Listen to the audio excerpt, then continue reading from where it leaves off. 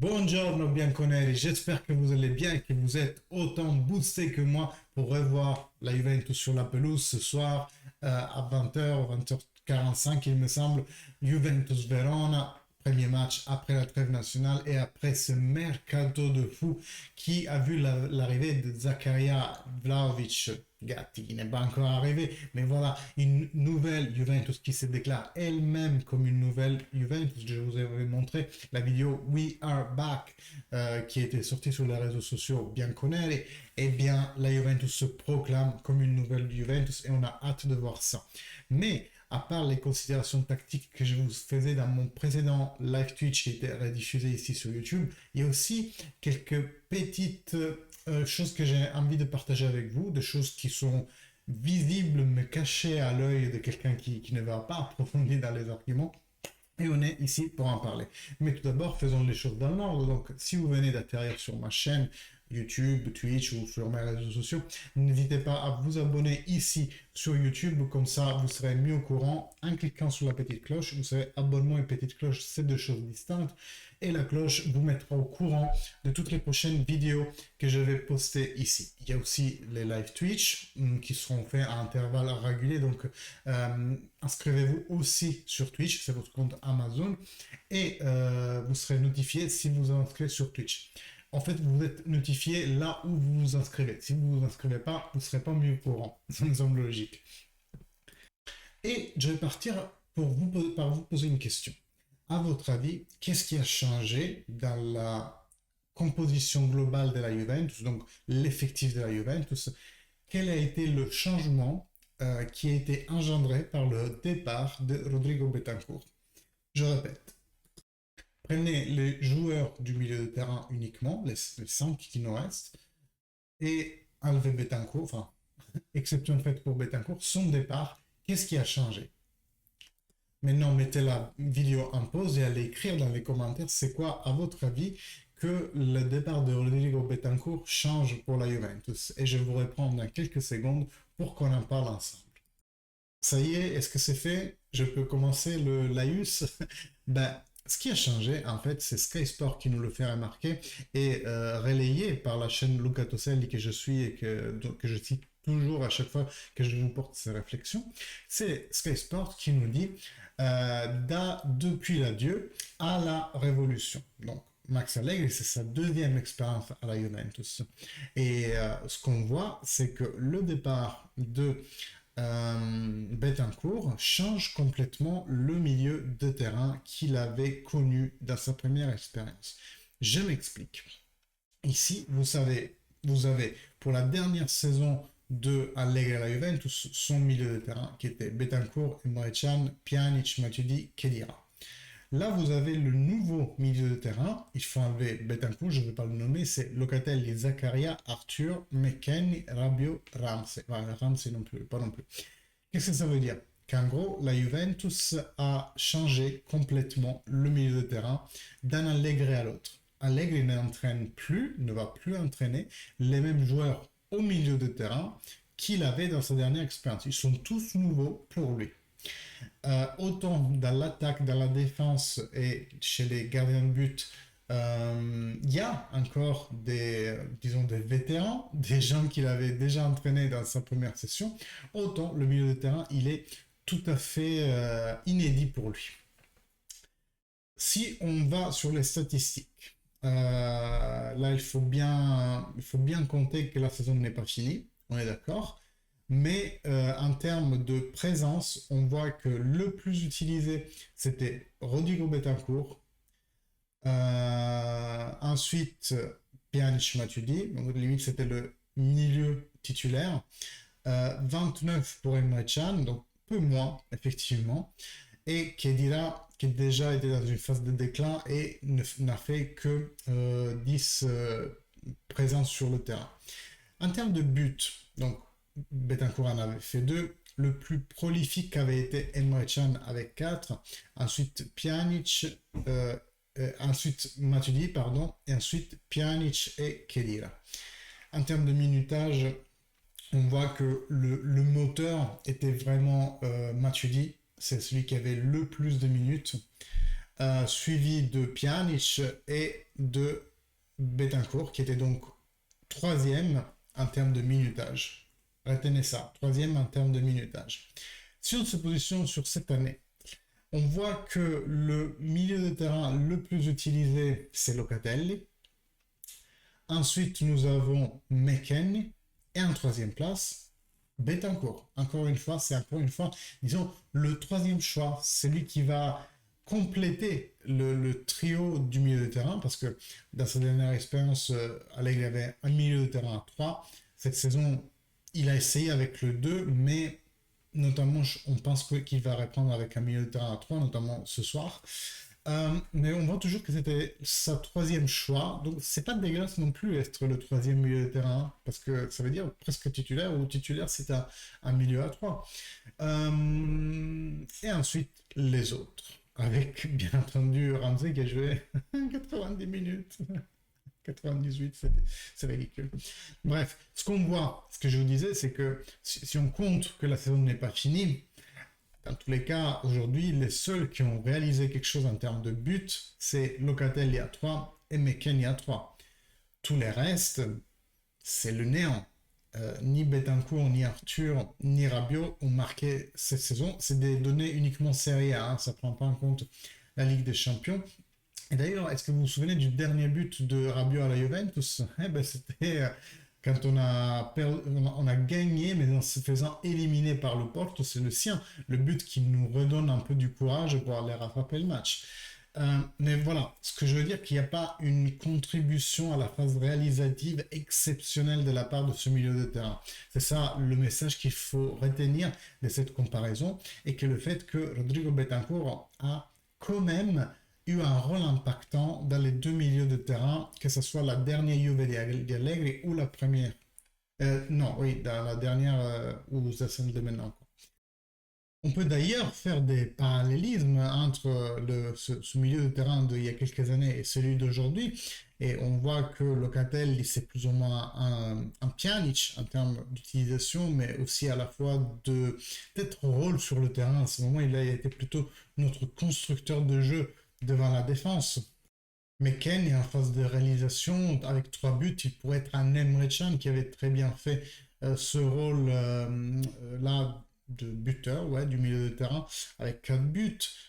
Je rapproche beaucoup Matuidi de Rabiot à la fois pour leur, disons, être au milieu de terrain du côté gauche, et pour le fait d'être français. Betancourt, c'est Betancourt, on va pas se mentir.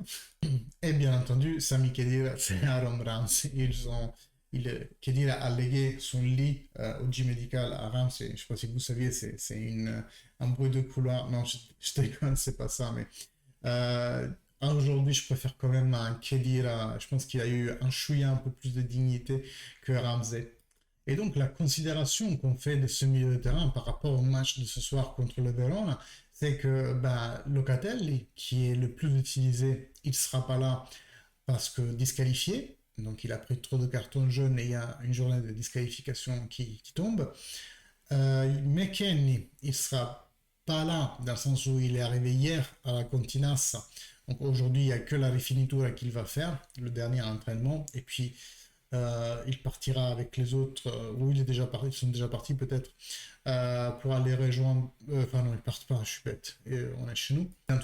Mais dans tous les cas, ce que ça signifie, c'est qu'il ne s'est pas entraîné avec l'équipe toute la semaine, il n'a pas fait les tests tactiques, et donc il n'a pas les schémas bien assimilés. Et je doute fortement qu'entre le jet lag et le fait qu'il n'ait pas fait la semaine d'entraînement, il parte titulaire.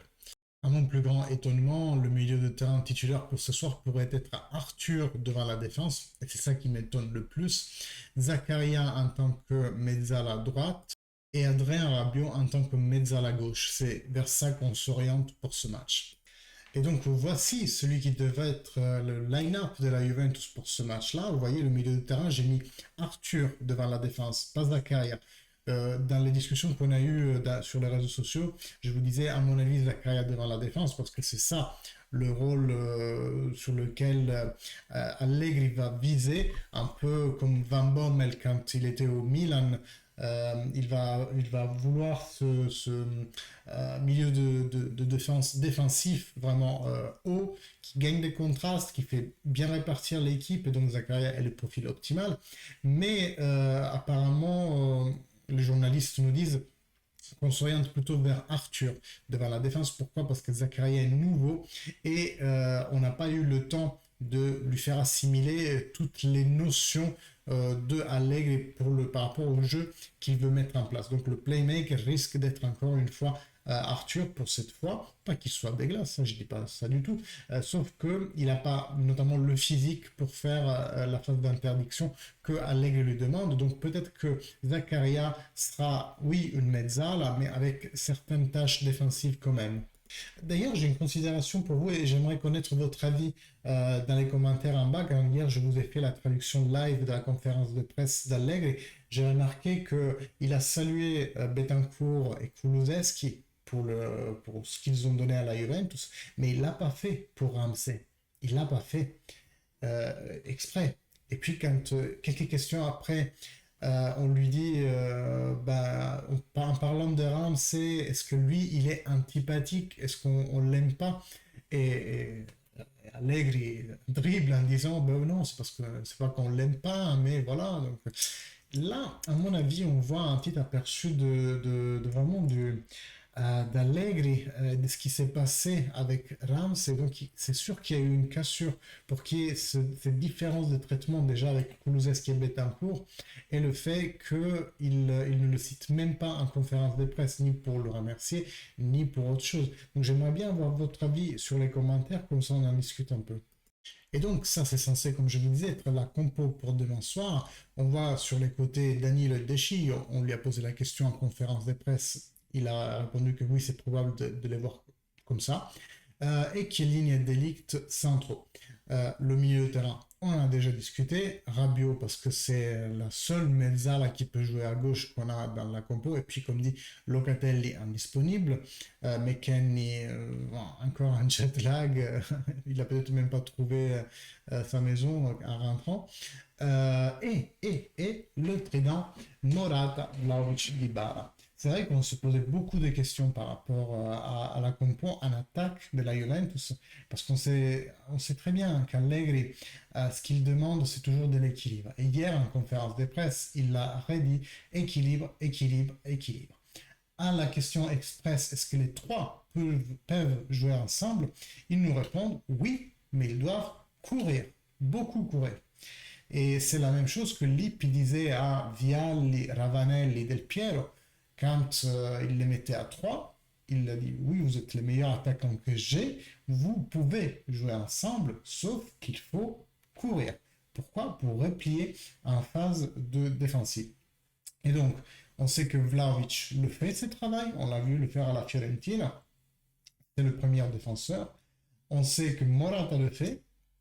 Dybala, j'ai un peu plus de doutes. Lui, il vient en arrière pour jouer, en fait, pour dialoguer entre les lignes avec des passes courtes et rapides et essayer de déstabiliser et de faire changer les positions de l'équipe adversaire.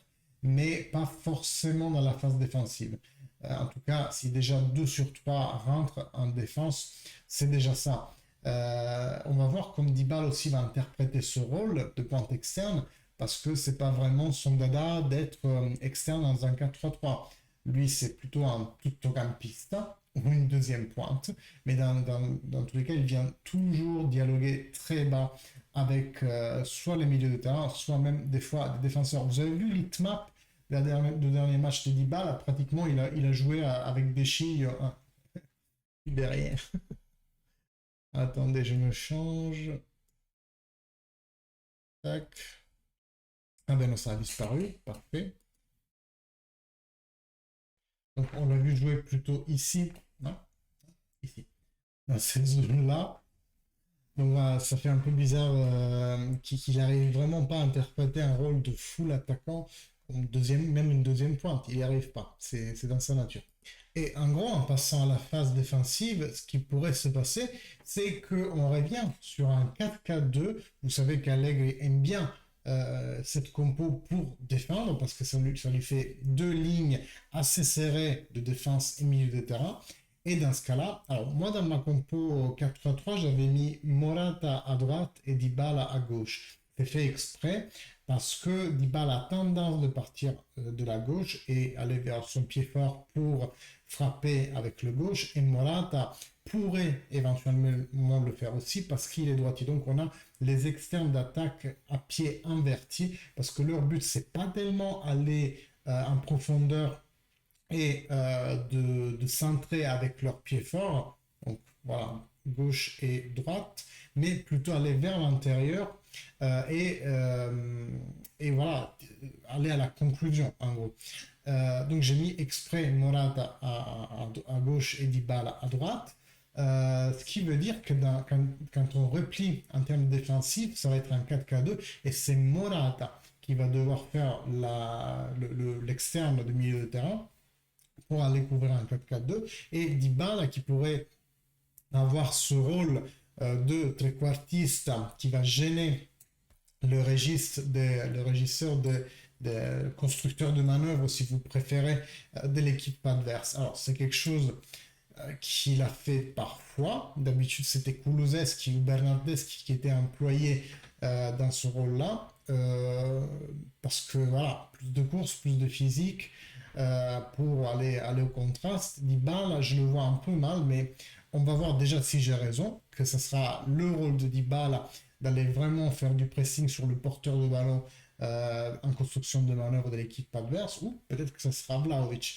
Mais on verra ça ce soir. Déjà, faut-il que j'ai raison sur le fait que c'est Morata qui replie en externe au milieu de terrain et non pas Morata de l'autre côté, en fait. Parce que sinon, ça voudrait dire que Rabiot, si je vous repositionne ça vite fait, donc dans cette option-là, j'ai juste inversé dans le 4-3-3 Dybala à gauche et Morata à droite, ce qui fait que c'est Morata qui descend, mais de l'autre côté pour aller couvrir la partie droite du milieu de terrain, et c'est Rabiot qui va externe à gauche.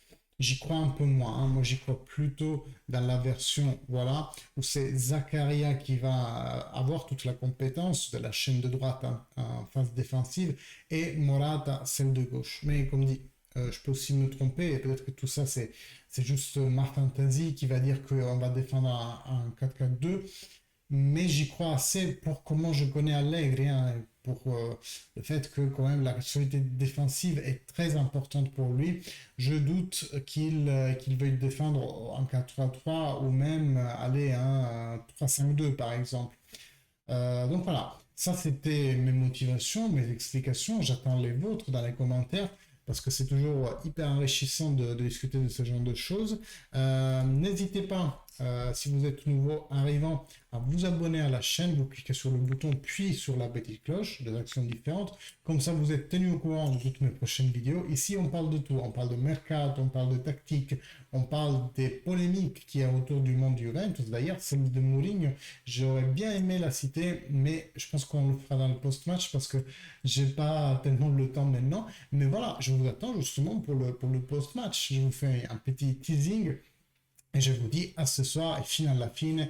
Forza Juve, les gars. Salut!